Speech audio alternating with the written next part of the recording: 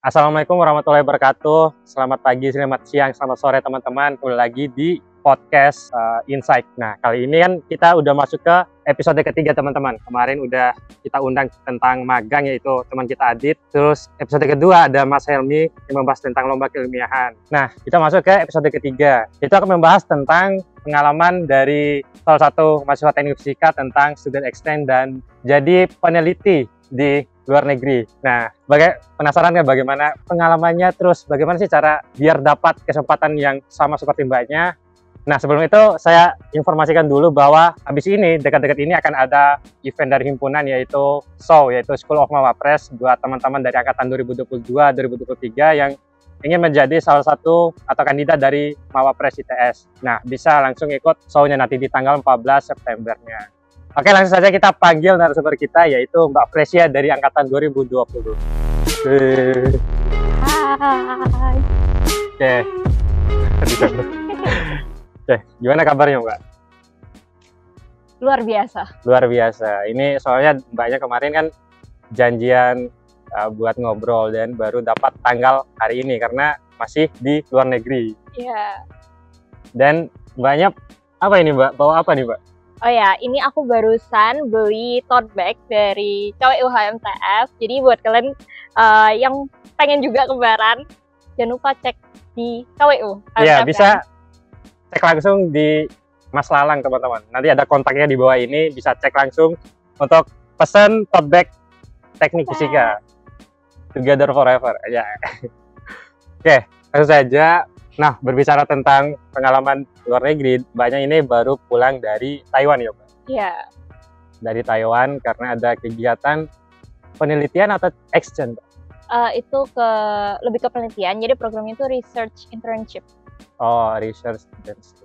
Oke, sebelum jauh ke sana mungkin perkenalan dulu, Mbak. Mungkin dari teman-teman belum ada yang kenal, belum ada yang akrab, juga bisa kenalan dulu, Mbak. Halo teman-teman semuanya, kenalin aku Fresia Alvifia Mardianto, biasa dipanggil Fresia dari Teknik Fisika Angkatan 2020.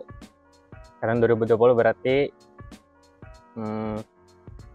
tahun terakhir ya di Teknik Fisika. Tahun Ya, terakhir. betul. Nah, seperti yang dikatakan tadi, baru pulang dari Taiwan dan baru bisa janjian podcast sekarang. Nah, kan tadi baru pulang dari Taiwan. Nah, itu selama ini udah pergi kemana aja Mbak, luar negeri? Khususnya di bidang penelitian atau exchange gitu. Bisa disebutin Mbak? Sejauh ini puji Tuhannya udah di Jepang dan Taiwan. Semoga next ada lagi. Amin. Berarti di Jepang sama Taiwan. Taiwan. Ya soalnya mana tak cek LinkedIn-nya Jepang awalnya kan. Awalnya Jepang. Terus habis itu tuh spam Thailand, Taiwan terus ya. Nah, masalah ke luar negeri ini kira-kira dari Mbaknya sendiri itu dari kapan suka kegiatan di luar negeri? Apakah dari awal maba udah rencanain aku harus exchange ke luar negeri atau jadi peneliti di luar negeri? Nah, awalnya kapan? Punya keinginan gitu? Saya punya keinginan tuh dari awal aku maba sih, karena pas awal maba kan kita kayak ada rangkaian kegiatan yang dari ITAS itu kan segala macam. Terus pas itu aku ngeliat anak-anak tuh kating-kating tuh kayak, oh banyak ya program dari luar negeri. Terus aku ngerasa ITAS tuh punya privilege gitu kalau jadi mahasiswa ITS. Jadi aku ngerasa sayang aja kalau ini tuh nggak dipakai gitu. Dari awal sih awal maba. Dari awal masuk kuliah langsung? Iya kayaknya. Sangat tertata ya alur perkuliahannya ya. Terus pas awal-awal kan misalnya kita rencana pas maba pengen keluar negeri, tapi kan bingung nih dapat infonya awalnya dari mana, Mbak? Misalnya kenapa bisa dapat info-info yang mungkin teman-teman yang lain belum tahu info ini dapat di mana? Awalnya tuh yang pasti dari ITAS GE. Jadi dulu aku tuh dapat infonya semua dari ITAS GE. Jadi di Instagramnya itu aku centang notifnya gitu. Jadi setiap kali upload HP aku bunyi. Tapi lama-kelamaan aku juga nyari-nyari di luar ITAS GE dan ternyata banyak banget program yang dibuka tapi nggak diupload di ITAS GE gitu. Jadi dari ITAS GE, entah dari LinkedIn atau dari Instagram yang akun-akun scholarship gitu. Jadi lebih ke, ya sih ada kan dari ITS ada ITS GE, cuman lebih ke peran aktif kita dalam mencari di LinkedIn atau di info Instagram lain. Nah, kira-kira motivasinya apa Mbak, dari awal pengen ke luar negeri? Apakah cuma jalan-jalan atau ada motivasi tersendiri dari Mbak? Ya pertama pengen jalan-jalan. Pengen jalan-jalan. Itu pertama pengen kayak ya jalan-jalan, terus karena sebelum aku ke Jepang kan aku juga belum pernah ke luar negeri, jadi kayak pengen ngerasain juga jalan-jalan itu di luar negeri gimana. Terus motivasi kedua tuh karena aku ngerasa pengen tahu aja akademik di luar negeri itu gimana, karena kalau kita di dalam negeri aja kadang kita nggak tahu ternyata kalau di luar negeri itu lebih susah atau ternyata malah lebih gampang gitu. Dan ternyata Indonesia sangat susah pendidikannya di sini. Sangat jauh ya gapnya Mbak. Menurutku Perbedaannya apa? perbedaannya, menurutku ya Indonesia ini susah untuk berkuliah di Indonesia, bahkan untuk lulus tuh susah banget gitu. Bisa dijelasin nggak? Susah kan sulit nih mencerna kata susah ini maksudnya apa Mbak? Bisa dijelasin lebih rinci gitu. Jadi aku kemarin pengalaman pas aku di Taiwan itu kedatangan salah satu profesor dari Universitas Indonesia, sama-sama dari Indo, jadi kita tuh banyak sharing bandingin pendidikan di Indonesia dan di Taiwan. Ternyata pada saat kita sharing bareng, profesor di Taiwan tuh kaget banget, ternyata kamu di Indonesia high standard banget ya, banyak banget requirement yang harus diselesaikan. Jadi kayak misalnya untuk lulus dari S1 di Indonesia, kita butuh skripsi, butuh tugas akhir. Ternyata di Taiwan nggak perlu. Jadi kalau kita udah nyelesain SKS, ya udah lulus. Berarti nggak ada tugas terakhir, final project, berarti habis SKS lulus. Iya. Terus kayak misalnya kita mau lanjut S2 nih, S2 kalau di Indonesia kita harus misalnya nyelesain sekitar 60 SKS, tapi ternyata di Taiwan tuh cuma 30 SKS. Banyak banget ya. Nah itu, terus kayak untuk sampai misalnya ke tingkat profesor nih kemarin, ternyata di Taiwan itu cuma setengah persyaratan yang ada di Indo. Jadi kayak banyak hal yang kayak culture dan academic environment yang bisa kita tahu kalau misalnya kita ke luar negeri. Ya, kita rasakan langsung di luar negeri ya. Jadi seperti tadi masalah beban kuliahnya, mungkin mereka 30 SKS, tadi 30 SKS, kita 60 SKS kan. Karena kita nggak tahu 30 SKS ini kualitasnya seperti apa dibandingkan kuantitas 60 SKS. Mungkin masalah itu ya. Terus masalah awalnya, persiapan awal, misalnya saya nih pengen ikut ke luar negeri juga, magang lab di luar negeri atau internship di luar negeri, itu persiapannya apa aja? Misalnya, atau enggak persiapan yang kritikal deh, mulai dari sekarang yang bisa dipersiapkan. Yang paling krusial itu sebenarnya adalah sertifikat bahasa Inggris. Jadi aku bisa bilang buat teman-teman nanti yang berkeinginan gak cuman studi di luar ataupun exchange atau segala macam, menurutku pribadi sertifikat bahasa Inggris itu adalah investasi buat mahasiswa selama menempuh pendidikan kuliah S1. Jadi gak cuman aku pakai buat beasiswa di luar, aku kemarin dapat beasiswa dalam negeri itu pun butuh IELTS. Jadi kayak beasiswa yang butuh IELTS dan non IELTS itu punya tingkat kesulitan yang berbeda dari segi persaingan, sama yang didapetin itu juga beda. Jadi menurutku yang paling krusial itu bahasa Inggris. Gak cuma buat luar negeri, tapi beasiswa dalam negeri juga. Yang kedua tuh siap-siap paspor sih. Oh iya, gitu. betul. Aku dari awal masuk semester 2 itu aku udah buat paspor. Sama tahu kan, sama tahu. Namanya persiapannya aja dulu. Persiapannya aja dulu gitu. Ya aku udah kepikiran aku pengen exchange deh kayaknya. Jadi aku pas awal semester 2 tuh udah bikin paspor. Ya walaupun tahu rezekinya atau enggak, ya udahlah siap-siap aja dulu gitu. Sambil didoain paspornya semoga ada visanya. Amin. Gitu. Jadi persiapannya paspor dari semester 2. Seperti apa sih patah namanya tuh? Kebetulan di apa sih? Kesempatan ketemu dengan persiapan, namanya hoki. Ya. Pokoknya ada lah istilah itu nanti. Oh, ini keberuntungan akan bekerja bila ada kesempatan dan kesiapan. Nah, itu dia. Maksudku itu, teman-teman. Kan ya begitulah, lupa sedikit. Tuh, yang penting tadi ada bahasa Inggris sama paspornya. Yeah.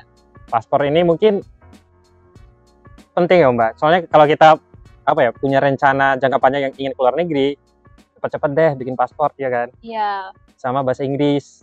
Soalnya itu kan modal utama. Mungkin persyaratan lainnya kan bisa disusul selanjutnya. Cuman yang harus dipersiapkan lebih awal mungkin 2 hal itu ya. Terus kayak banyak juga beasiswa yang pas itu aku nyoba. Sebenarnya aku nyoba itu banyak banget. Aku nyoba itu rentang waktunya total tuh 2 tahun. 2 tahun. 2 tahun, dan kadang tuh ada beasiswa yang tiba-tiba gitu. Kayak aku dapat panggilan atau email dari TSGE, deadline-nya hari ini ya, gitu. Nah, jadi kalau ada deadline yang mendadak gitu kayak oh ya udah yang krusial ini udah siap, bahasa Inggris sama paspor. Jadi misalnya ada deadline yang misalnya Hamin 1 minggu yang atau Hamin 3 hari yang nggak memungkinkan kita bikin paspor, tapi udah kita persiapkan. Itu menjadi poin plus buat teman-teman yang lain mungkin juga yang akan menjadi saingan kita, tapi mereka tidak punya paspor kan. Jadi kita punya persiapan lebih awal. Tapi yang apa namanya? Kan ada misalnya mau ngajuin ada tahap-tahap seleksinya. Kira-kira seleksi yang paling berat itu di tahap mana? Persiapannya kah atau wawancaranya kah atau pas ngelakuin internship-nya atau gimana? Yang paling berat deh menurut Mbaknya. Yang paling berat persiapan sih menurutku. Persiapannya. Kenapa, Mbak? Karena aku aja sebenarnya ini beda-beda ya tiap orang. Mungkin ada orang yang emang rezekinya nyoba misalnya 1 kali. Kebetulan aku tidak rezeki nyoba 1 kali, harus nyoba berkali-kali. Nah, untuk nyoba berkali-kali itu persiapannya ya banyak dan berubah-ubah, itu yang paling berat. Tapi pas kita jalanin di sana sih nggak seberat itu. Menurutku lebih berat aku menjalani apa yang ada di Indonesia. Lebih berat hal yang ada di Indonesia ya, Iya, Mbak? menurutku. Aduh. Begitulah keadaan Indonesia. Tapi mantap. Berarti kita high standard. Betul high standard. Cuman ada beda ya high standard sama tidak bagusan. Cuman ya gitulah, anggaplah high standard untuk membiasakan diri hal-hal yang lebih sulit. Nah, kemarin udah di Taiwan. Terus apa namanya, di Taiwan itu kemarin ngapain ya paling dekat ini? Yang barusan balik itu kira-kira kegiatannya apa? Jadi itu kegiatannya aku kayak jadi asisten researcher gitu. Jadi kayak ada satu project penelitian. Jadi project penelitian itu bakal publish di jurnal internasional yang udah bereputasi gitu. Jadi aku yang ditugasin untuk ngambil data dan nguji-nguji dari optical model gitu. Jadi ada model yang dikasih, aku nguji dan ya karakterisasi sampel gitu. Terus berapa lama kemarin dapatnya? Kebetulan kemarin aku dapatnya 2 bulan. Sebenarnya aku juga pengen lebih, cuman masih ada tanggungan akademik. Jadi ya, kebetulan 2 bulan. 2 bulan itu berarti full pas liburan kemarin? Pas liburan, tengah liburan. Teman-teman itu kan salah satu kegiatan dari ke luar negeri dari Mbak. Nah, setelah aku lihat-lihat tadi kan di LinkedIn-nya itu ada beberapa kegiatan seperti research intern di Taiwan, terus international symposium di Taiwan, asisten penelitian di Taipei, ya kan? Terus research intern lagi di Taiwan, terus baru nih masuk student exchange di Jepang dan JASO di Jepang. Nah, JASO sama student exchange ini sama nggak? Atau beda program? Jadi kemarin aku student exchange, beasiswanya dari JASO. Oh, berarti satu rangkaian, berarti satu hal ya? Berarti Jepang sekali, cuman Taiwannya yang sering. Taiwan sekali aja juga. Lah, ini research intern di Taiwan, asisten penelitian di... Jadi kemarin tuh... Ya, soalnya aku lihat di postingan LinkedIn-nya banyak di Taiwan gitu. Jadi kemarin yang pas Jepang itu kan emang student exchange ya, cuman pas itu aku barengin sama lab intern. Nah, selama exchange itu. Nah, kalau di Taiwan ini selama 2 bulan, itu kerjaan aku selain meneliti di kampus aku di NTNU itu di Taipei juga. Terus pada saat itu kebetulan ada international symposium yang tentang raman gitu. Jadi sekalian datanglah ke sana simposiumnya 2 hari, sama jadi penelitian yang kalau kita di Taiwan itu kolaborasinya tuh kenceng banget antar univ. Jadi kalau misalnya kita punya sampel, kadang tuh kita harus bawa ke univ lain gitu, karena mungkin lebih advance dan emang pakarnya di sana. Jadi aku bawa sampelnya itu ke Taipei Tech gitu. Berarti ke Jepang sekali, ke Taiwan sekali, cuman di Taiwannya banyak rangkaian kegiatan. Terus tadi bawa sampel-sampel gitu. Sampelnya apa sampelnya? Jadi kebetulan aku membawa sampel aku. Oh, ya bagus nih ada sampel teman-teman. Jadi aku tuh di Taiwan itu nelitinya tentang kuantum material. Kuantum material. Kuantum material itu berkaitan dengan semikonduktor. Jadi ini aku bawa salah satu chip yang belum jadi. Bentukannya bening doang kayak gini. Tapi kalau kita lihat dari bawah sini, ini kelihatan ada 2 layer. Warnanya beda. Jadi kuantum material ini multi layer. Gitu. Jadi kadang tuh ini kan 2 layer doang. Yang aku teliti kemarin itu sampai 4 layer. Gitu. Ini alatnya apa, Mbak? Nah, ini buat karakterisasinya pakai spektroskopi. Itu ada yang kotak-kotak itu maksudnya? Nah, ini tuh kotak-kotak tuh ukurannya gitu. Buat tahu dia ini seberapa besar. Oh, gridnya. Grid. Terus yang kaca 3 itu apa namanya? Yang mana nih? Yang ada di atas. Ini sampel semua. Gitu, semikonduktornya. Chip. Jadi bentukan chip awalnya tuh cuma kotak gini aja. Nah, terus nanti digunain untuk apa, Chip? Buat buat semikonduktor itu ada tahap karakterisasi dulu sebelum dia difabrikasi. Nah, jadi ini aku di bagian karakterisasinya. Tuh. Output karakterisasinya akan jadi apa? Misalnya apa? Output karakterisasinya misalnya jadi chip bentuk IC. Buat laptop, buat TV. Oh, berarti gitu. Bentukan proses awal ya nanti bikin IC buat elektronik. Tuh. Cuma ini kan bentuknya bening. Kemarin tuh aku tuh bentuknya lebih kayak ke metal gitu punya aku. Kayak gini. Ini tuh aku juga bawa. Ini tuh sebenarnya bukan chip tapi lebih untuk kalibrasi. Cuman kemarin tuh bentuk sampelku bentuknya gini, kaca gitu. Kayak cermin ya? Iya, cermin.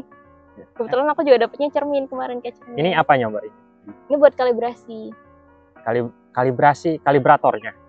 Iya, buat sampel kalibratornya. Karena sebelum kita pakai alat tuh kita harus kalibrasi supaya semua wavelength segala macam power intensity itu sesuai. Itu aja, ada cuma 2 barang ini aja? Iya, kebetulan aku cuma bawa 2 aja. Terus yang research intern di Taiwan itu ngerjain ini berarti? Terus yang di simposium, ngapain di situ? Sebenarnya di simposium itu sama aja sih kayak kita webinar dari banyak profesor-profesor. Cuman aku ngerasa banget tuh beda banget sama di Indo. Kalau di teknik fisika itu anggapannya kayak ISPOA. Jadi kayak ada plenary, terus nanti ada pembicara yang maparin tentang penelitiannya apa aja gitu. Kalau kayak konferensi gitu nggak? Iya, kayak konferensi. Terus yang di Taipei, ngapain, Mbak? Nah, yang aku kemarin ke Taipei Tech itu aku jadi ngikutin seniorku. Karena itu awal-awal aku datang ke Taiwan. Jadi habis aku ngikutin, seniorku tuh ada sampel. Nah, cuma sampelnya ini harus dibawa ke Taipei Tech gitu untuk dibersihkan gitu. Jadi kolaborasinya di Taiwan itu kuat banget emang. Iya, dalam berapa sih di Taiwan 2 bulan ya? Dalam 2 bulan itu banyak kegiatan di Taiwan kayak simposium, terus ini dan lainnya. Jadi 1 kali mendayung. Iya. Apa namanya? 2-3 pulau terlampaui. Kayak kelihatan ini, kelihatan minus wawasan ya. Nah, jadi kan misalkan kebingungan misalnya orang di sini kan. Misalnya kita ke Jepang atau ke Taiwan. Nah, nyampe di sana kan bingung misalnya akomodasinya gimana, terus tinggalnya gimana, dan lainnya. Itu bisa diceritakan, Mbak. Kemarin itu gimana saat udah nyampe di sana akomodasi dan urusan lainnya?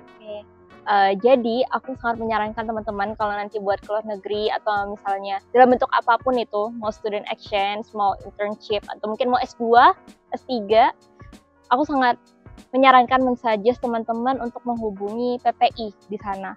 Jadi PPI itu adalah Perhimpunan Pelajar Indonesia yang ada di negara itu. Jadi pada saat di Jepang, pertama aku menceritain Jepang itu aku dan teman-temanku tuh ngubungin PPI, minta tolong, kira-kira ini lewat mana gitu. Nah, karena kita bingung, kita juga belum ada internet, belum ada, maksudnya belum tahu lah segala macamnya gimana. Nah, jadi kita nanya nih sama Mas Mbak PPI minta bantuan. Nah, kebetulan pas di Jepang itu aku sampainya di hari Minggu kalau nggak salah. Minggu. Jadi Minggu itu dormitory belum buka. Jadi kita nggak tahu mau tinggal di mana, mau tinggal di hotel, mahal banget nih. Masih mahasiswa belum dapat beasiswa kan. Jadi kita hubungin Mas Mbak PPI, minta tolong untuk dicarikan tempat tinggal dan dijemput. Jadi langsung dijemput ya? Gokil. Jadi pas di Jepang kita sampai bandara, terus lanjut ke Kumamoto-nya. Nah di stasiun itu kita dijemput sama Mas Mbak PPI. Udah dijemput, dibantuin angkat barang. Sangat act of service. Ngomong act of service nggak bisa ya Allah. Nah jadi kita kayak dijemput dan dibantu untuk akomodasinya di hari Minggu itu. Jadi pas di Jepang itu kita sehari nginep di masjid. Di masjid? Ya. Karena belum bisa masuk dormitory. Ya belum masuk. Dormitory kayak penginapan gitu ya Mbak? Jadi asrama mahasiswanya belum buka nih. Nah mulai hari Senin barulah kita ke asrama. Dan di asrama itu kita juga dibantuin sama Mas Mbak PPI, dijemput, dibantuin angkatin barang, dibantuin ngomong, segala macam. Nah untuk tempat tinggal itu udah disediain dari unit penyelenggara gitu, jadi jangan takut. Kalau di Taiwan, kebetulan di lab aku ada orang Indo. Pas di Taiwan tuh? Jadi untuk Taiwan itu juga aku masuk daftar, itu udah didaftarin ke asrama mahasiswa dormitorinya. Pas nyampe, puji Tuhannya, aku juga dijemput lagi. Dijemput di stasiun, dibantuin ngangkat barang, bahkan habis capek-capek dibeliin makan, dibeliin minum, ditraktir makan malam. Terima kasih buat Kabar Gita kalau nonton. Berarti di Taiwan, di Jepang itu ada orang Indonesia juga. Iya. Maksudnya, nah buat teman-teman yang pengen keluar negeri jangan takut. Ada teman-teman kita dari Indonesia juga yang di Jepang ada PPI ya. Bisa kalian ke Jepang langsung kayak calling PPI. Nah, dapat kontak PPI dari mana, Mbak? Jadi itu kalau misalnya yang aku di Jepang itu ada yang satu koordinator lah untuk mahasiswa-mahasiswa Indo yang mau ke Kumamoto ini, namanya Bumia. Nah, Bumia itu membantu kita menghubungi Mas Mbak di PPI. Dan juga Mas Mbak di PPI ini juga di Instagramnya selalu ngupload setiap kali misalnya ada awal mau datang anak-anak exchange, itu biasa ngupload untuk menghubungi Mas Mbak PPI itu. Ya, jadi gitu teman-teman. Jadi kalau kita keluar negeri itu jangan takut, ada komunitas-komunitas dari Indonesia juga. Orang-orang Indonesia itu kalau di luar negeri itu solid ya Mbak? Iya. Nggak kayak di Indonesia. Kalau di Indonesia rusuh mulu, kalau di luar negeri bagus, saling mengayomi dan saling membantu. Sebenarnya kita juga kalau misalnya benar-benar nggak nemu orang Indonesia, kita juga bisa hidup kok dengan Google Maps dan Google Translate aja. Gitu. Oke, kita ngobrol lama, mungkin kita minum dulu. Oke. Ril, minta minum Ril. Sini. Nah, ini aku punya stiker teknik fisika Mbak. Nah, jadi buat teman-teman yang ingin membeli stiker atau merchandise teknik fisika, bisa langsung chat Mas Lalang, kontaknya ada di bawah ini. Ada stiker, ada banyak teman-teman. Tote bag. Ada tote bag juga dari KWU. Terus banyak isinya, ada HP juga. Ini HP-nya Mbak aja kan. Iya. Nah, isinya nggak ada isinya. Oh, lupa, bentar. Oh, di sini. Promosi bentar ya. Promosi bentar, kalau dari KWU ada 2 jenis tote bag. Yang pertama, desainnya kayak gini. Bagus nggak, Mbak? Apresiasi. Terus yang kedua, sini desainnya. Nah, kalau kalian pengen desain yang lain, bisa request aja ke KWU-nya. Nah, ada banyak merchandise juga kalau dari KWU tuh. Pertama, ada stiker Ultras. Ultras. Nah, ada stiker Ultras, terus ada gantungan kunci. Ada gantungan kunci juga mungkin yang menghiasi tas-tas Anda, bisa gantungan kunci. Gantungan kunci. Terus ada apa namanya ini? Nah, lanyard. Lanyard Together Forever. bisa ada di KWU juga. Terus ada beberapa stiker juga, ada stiker himpunan dan ada stiker TF. Contohnya di sini nih, stiker himpunan. Nah, enak banget kalau laptop kalian ada stiker HMTF, ganteng banget. Buat yang cowok ganteng, buat yang cewek cantik. Bentuk kesolidan ya. Respect, solid, solid. Nah itu buat teman-teman yang ingin pesan atau pengen desain yang lain dari merchandise ITS, ingin kok ITS, HMTF dan pengen minta dibikinin merchandise, bisa langsung kontak Mas Lalang atau KWU HMTF. Kontaknya ada di bawah ini ya. Begitu. Nah, ini ada banyak. Nah, khusus gantungan kunci ini dikasih ke Mbak Fresia. Yeay, terima sebagai kasih. oleh-oleh. HMTF. Nah, kemarin tadi kita udah bahas nih mengenai perjalanan persiapan ke luar negeri. Nah, selanjutnya kita akan membahas lebih ke pengalaman seru pas Mbaknya ke luar negeri. Nah, kira-kira pas pertama ke Jepang, kesan pertamanya gimana? Wow. Sebenarnya wow. Wow. Ya. Bisa dijelasin nggak, dielaborasi dan diperinci wow maksudnya apa, Mbak? Ya, wow panas. Wow lembab. Wow transportasinya sangat mendukung. Wow sangat tertata. Wow sangat bersih. Wow orangnya sangat-sangat sopan. Jadi kayak overall wow. Jadi secara keseluruhan memang wow ya. Ya. Sejauh itukah dengan yang ada di Indonesia, Mbak? Sebenarnya buat dibanding-bandingin sebenarnya apa ya, ada plus minusnya sendiri-sendiri. Yes. Cuman di Jepang itu menurutku yang paling aku rasain wow-nya itu dari segi tata tertib sih sebenarnya. Disiplin. Disiplinnya. Iya, tadi tuh kan kemarin janjian podcastnya, janjian podcastnya jam 3, jam 4 ya. Nah, aku tuh panik ya, belum datang ke sini jam 4. Pokoknya bahkan udah terbiasa budaya Jepang kan. Kalau telat aku dimarahi. Karena aku setengah 4 udah di sini. Respect. Nah, budaya disiplin itu takut. Udah terbiasa soalnya dari Jepang disiplinnya. Terus kalau di Taiwan apa bedanya? Kalau di Taiwan, menurutku pribadi kurang lebih lah orang Taiwan sama orang Indo. Cuman mungkin Taiwan lebih tertib dikit gitu. Tapi nggak tahu juga sih karena mungkin aku di kota gede ya di Taipei. Pas di Jepang aku mungkin di Kumamoto. Pasti kan di kota besar dan kota kecil juga lumayan lah social gap-nya. Cuman menurutku kurang lebih lah Taiwan sama Indo gitu. Sama-sama lah, nggak terlalu. Iya kurang lebih lah. Kalau yang lebih seru kemarin di Jepang atau di Taiwan itu pengalamannya? Lebih seruan mana? Pasti di Jepang karena pada saat di Jepang juga nggak ada tanggungan apa-apa. Juga lab intern juga cuma sebulan. Lebihnya menurut aku kemarin student exchange di Jepang itu kayak udah cuti dari kehidupan menurut aku. Jadi kayak kerjaan aku senang-senang aja di Jepang. Berarti namanya student exchange itu lebih ke liburan ya, Mbak? Atau iya, gimana? Lebih menurutku namanya aja exchange, lebih banyak culture-nya. Budaya yang kita dapatkan culture exchange timbang kayak secara akademik gitu. Jadi kalau student exchange tuh ya kita ngerasain lah environment pendidikan di sana, cuman nggak sampai akademik gitu banget gitu, enggak. Lebih ke apa namanya, akulturasi budaya. Pengenalan budaya tiap negara gitu, berarti seru. Pengalaman yang paling seru di Jepang, Mbak, bisa diceritain mungkin ada pengalaman yang paling berkesan apa?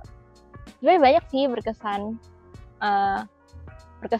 Roommate-ku juga baik-baik semua. Roommate-ku kebetulan orang Thailand dan orang Jerman. Itu kita kayak solid banget.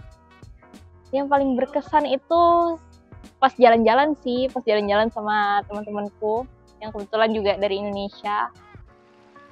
Ngerasain gimana kita jalan-jalan hemat.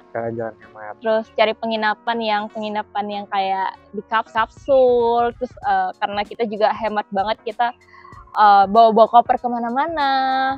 Bahkan ada suatu saat tuh aku sama temanku berdua nih jalan-jalan tanpa sewa hotel sama sekali. Tanpa sewa hotel. Dan karena itu kita sampai di kota itu subuh-subuh banget, kita tidur di 7-Eleven. Oh bukan. Bukan di masjid tapi tidur di 7-Eleven. 7-Eleven apa, Mbak? 7-Eleven Alfamart-nya Oh, Jepang. Gitu. Jadi kayak temanku duduk di koper udah sambil merem, aku kan nggak enak nih. Jadi aku beli cemilan sambil ngantuk-ngantuk gitu makan. Seru banget sih traveling di Jepang itu. Dan aku juga di Jepang itu berkesan, itu berkesan senangnya, ada juga kesan yang aku sampai nangis-nangis telepon orang rumah ketika dompet aku hilang. Jadi ini nangisnya karena dompet hilang, apakah uangnya habis atau gimana? Jadi pas dompetku hilang yang aku paling khawatir itu adalah di sana tuh ada KTP-ku. Oh, KTP berarti. Sama kalau di Jepang itu kalau kita pakai credit card itu tinggal tap aja, nggak usah masukin PIN. Jadi tuh aku takut banget di sana. Tapi aku paling tahu tuh KTP. Nah aku takut gak bisa pulang kan nanti KTP. Nah cuman pada saat itu aku sampai lapor polisi. Polisi Jepang gercep gak, Mbak?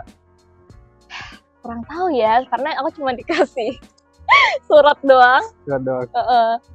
Terus aku telepon company bus yang aku naiki, karena pas aku habis dari luar kota sama temanku, company bus. Terus telepon nyari satu stasiun, kayak aku nanya ke satpamnya, kemana-mana nanya lah, sampai tapi aku ada emes banget pas di sana, kayak wow ternyata mereka menjaga sangat integritas banget. Jadi pas aku lapor ke stasiun sama orangnya itu nggak ada, coba kamu cari ke tempat yang kamu kunjungin. Akhirnya aku inget aku kunjungin ke Daiso pas itu. Aku datang ke Daiso, nanya, oh nggak ada. Yaudah aku anterin kamu ya ke security. Itu sampai dianterin ya, Mbak?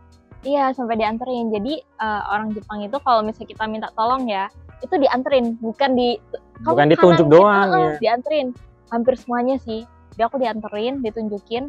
Pas aku sampai ke security, aku dibantuin ngomong juga, jadi kehilangan apa aja gitu. Terus security-nya tuh buka tuh satu-satu. Ternyata di sana dilabelin barangnya hilang kapan, jam berapa. Dan yang aku paling wow di sana tuh ada satu lembar uang kertas. Kalau dikonversi cuma 100.000. Tapi disimpan tetap. Disimpan. Tanggung jawab itu. Disimpan dalam plastik. Jadi semua barang tuh disimpan dalam plastik rapi gitu. Hilangnya di mana, jam berapa, kapan gitu. Oke, tertata itu teman-teman kalau di Jepang.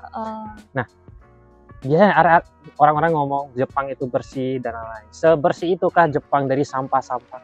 Sangat bersih, sangat bersih. Apalagi aku yang di Kumamoto itu menurutku sangat bersih. Terus kalau di Kumamoto dan kota-kota kecil yang mungkin nggak terlalu hype kayak Tokyo dan Osaka dan Kyoto, jadi setiap minimarketnya itu ada toilet. Dan toiletnya tuh free, boleh kita pakai walaupun kita nggak beli, dan itu bersih banget. Jadi aku tuh yang awalnya yang aku jujur kalau di Indo itu suka tahan pipis kalau misalnya keluar, karena aku takut toiletnya mungkin nggak sesuai dengan apa yang aku bayangkan. Tapi di sana tuh pas aku toilet tuh semuanya bersih, ada jadwal piketnya, wangi, dan itu dimanapun itu pasti bersih. Walaupun kamu di kota terpencil pun gitu. Dan aku sangat bersyukurnya di Jepang itu kan toiletnya ada tombol-tombolnya ya. Jadi buat Indonesia sangat membantu karena tombol-tombol apa, Mbak? Tombol-tombol jadi ada bidetnya, ada air panasnya, terus ada buat ngeringin.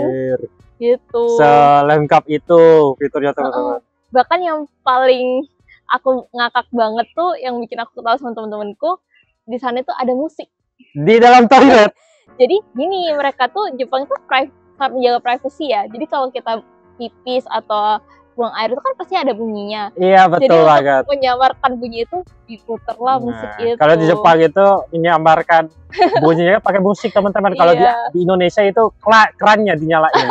Biar tersamarkan ya kan? Iya. Jadi kalau di Jepang tuh sangat dipikirkan banget lah berprivasi. Oke. Nyalain musik gitu. Dan sebersih itu ya dari sampah. Nah, sebenarnya ya banyak yang tahu bahwa Jepang itu bersih dari sampah. Dan teknik fisika juga. HMTF punya program teman-teman buat teman-teman yang punya sampah, khususnya sampah botol ya, bisa dijadikan jadi rupiah dengan kalian bawa sampah botol tersebut ke Departemen Sosmas HMTF. Nanti akan dijual sampahnya dan uangnya akan dikembalikan ke orang yang membawa sampah tersebut. Jadi misalnya kalian jadi pengumpul sampah di TF, ya cuan juga. Pokoknya kalian punya sampah, serahkan ke Satmas dan dapat uang. Begitu. Tapi itu program yang bagus sih sebenarnya, karena kita ngelatih. Jadi kalau di Jepang itu kita tuh harus memilah sampah kan. Jadi kadang ada sampah plastik, ada sampah kertas, ada sampah yang habis pakai. Jadi kalau kita buang sampah di sana itu kayak misalnya kita punya kotak habis minum susu lah, itu harus dicuci dulu sebelum dibuang. Dibersihin dulu ya. Nah itu menurutku ini juga programnya bagus karena kita jadi bisa milih sampah kan. Nah itu biasanya kalau kita milih sampah itu bisa meminimalisir serangga, tikus dan segala macam. Jadi ikutilah program itu. Sikat teman-teman. Cuman ya masalahnya ya, di lingkungan ini udah kita pisah, nggak tahu di TPA-nya dipisah apa enggak sampahnya. Itulah. Itu masih masalah. Nah itu kan pengalaman seru. Tapi yang paling ada nggak pengalaman sedih pas di Jepang atau di Taiwan yang paling sedih deh? Kalau yang sedih banget tuh karena aku saking happy-nya di Jepang, malam sedih adalah ketika pulang. Jadi ketika saying goodbye sama roommate, karena kita kan mau ketemu susah ya, masa ke Jerman, masa ke Thailand gitu kan, ketemu susah. Jadi pas udah saying goodbye itu bener-bener nangis banget di stasiun, kayak langsung kerasa kehilangan. Terus kita saling tukar-tukar kenang-kenangan, itu sedih banget sih. Kalau pas di Taiwan, yang paling sedih adalah ketika ngerasa capek sih. Jujur pas di Taiwan tuh aku sering nangis karena capek. Ya, katanya capek. Nah, berangkatnya pagi, pulangnya jam 3 ya? Iya, aku sering banget kayak pulang subuh karena sebenarnya itu kan hal baru ya buat aku, kayak belajar konten material. Jadi kayak aku banyak mengejar banyak hal. Jadi kayak ya harus banyak berusaha lah. Jadi makanya lebih gitu. Respect. Ya mungkin terakhir deh Mbak, mungkin saran buat teman-teman yang mungkin angkatan 2023, 2022, bahkan 2024 yang mungkin ingin menjadi the next Mbak Fresia di TF. Apakah ada saran Mbak? Mungkin sekalian closing statement. Sebenarnya untuk teman-teman yang mau nanti student exchange atau internasionalisasi dalam program untuk apapun itu, jangan pernah takut, karena sebelumnya aku juga nggak pernah nyangka aku bisa di tahap ini. Mungkin buat teman-teman yang misalnya merasa kayaknya aku ada kendala ekonomi, kendala keuangan, itu semuanya bisa dicari, bisa diusahakan kalau kita mau. Terus kalau kita punya goals atau apapun itu, harus bersiap-siap sedini mungkin punya goals. Jadi kita bisa menata dengan baik, jangan sampai terburu-buru, karena seperti yang tadi dikatakan oleh Kiba, bahwa keberuntungan itu hanya bekerja bila kesiapannya kita dan ada kesempatan di saat itu.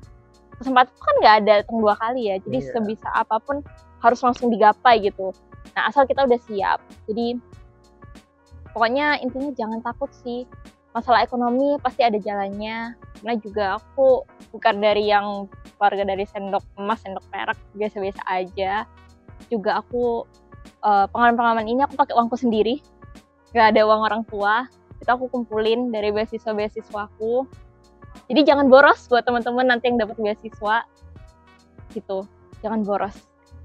Gunakanlah uang beasiswamu itu buat mengupgrade value dirimu, jangan dibuat materi-materi yang bisa habis. Jadi jangan berusaha, kita pokoknya nggak bakal pernah tahu kesempatan itu datangnya kapan. Jadi selalu berusaha aja, persiapan. Itu dari aku. Ya itu teman-teman, lebih ke kita harus benar-benar menyiapkan diri mulai dari sekarang. Saat ada kesempatannya, pasti persiapan kita udah mantap, sehingga kesempatan, terus persiapan mantap, terus tes langsung keterima, dan apa yang kita inginkan tercapai. Terus yang kedua, masalah kalau kita punya rezeki lebih, bisa diinvestasikan ke hal yang bukan barang habis pakai ya Bu? Iya, yang bisa habis. Yang lebih berguna untuk kedepannya sebagai investasi kita. Respect. Keren buat, semoga teman-teman bisa mengikuti jejaknya dan bisa exchange ke luar negeri, bahkan magang di lab-lab atau menjadi peneliti di luar negeri seperti Mbak Fresianya. Dan yang terakhir, jangan lupa beli merchandise HMTF, Terus jangan lupa juga tanggal 14 September ada acara School of Mawapres buat teman-teman yang ingin menjadi Mawapres. Terus juga nanti akan ada tasyakuran wisuda. Jangan lupa diikuti dan diramaikan teman-teman. Mungkin sekian podcast Insight pada kali ini, episode ketiga.